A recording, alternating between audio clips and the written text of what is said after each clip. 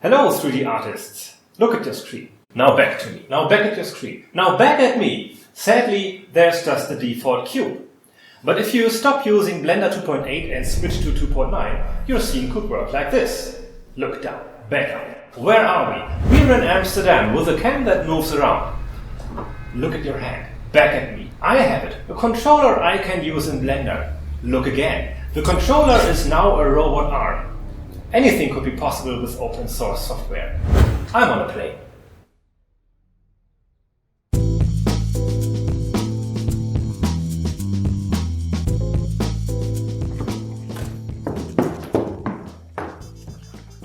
Hello guys!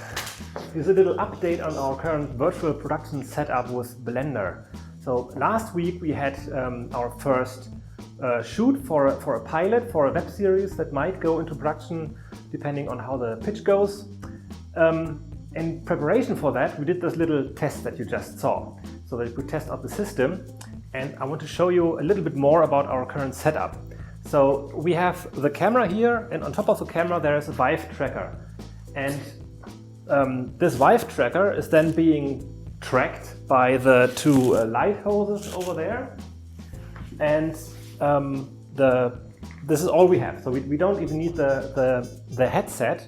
So it's just this thing and the two lighthouses.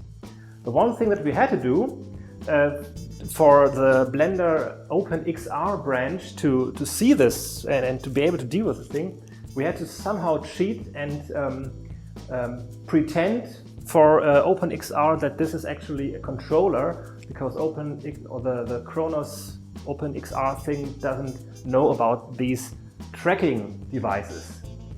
Anyway, so the OpenXR branch can see this tracker, and then we had to calculate and figure out the offset from the tracker to the nodal point from the camera, so that everything is matching.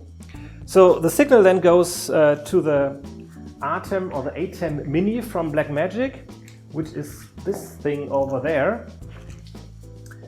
And this is also the live keying device. So we have this green screen over there, and then the keyer, and so we can live combine inputs from the green screen and Blender. Because Blender, which Falk is currently dealing with, is delivering the color output and garbage matte output. And we deliver that on two virtual monitors, so to say. And these monitors go then into the Atem Mini, which is then combining them. So the scene that we're using is from the Agent 327 from one of the open movies from Blender. And we had to clean it up and try to make it as efficient as possible, but there's still room for improvement, so to say. But for this quick test, this was great. So we have these two monitors, and we have to make sure that the frame rates match. So the camera is delivering a 30 FPS signal. The monitors run on 60 Hertz, I think, or is it 30? 30 Hertz. And Blender is playing the animation also with 30 frames per second, but that monitor is also 60 Hertz, so it's like it kind of matches.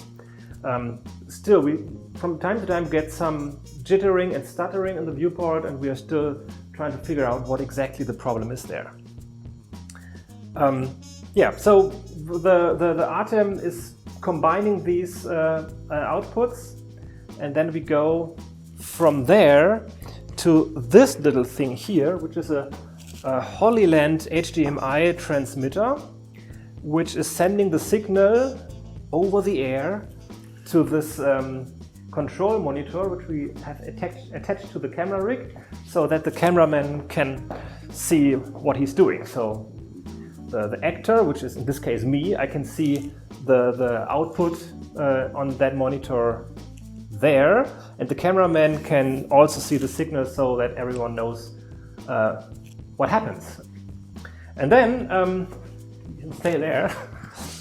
Then the signal goes from the HollyLand to this SD recorder, which also forwards the signal to the monitor. And this is the signal chain, so to say. So yeah, so this is the current setup.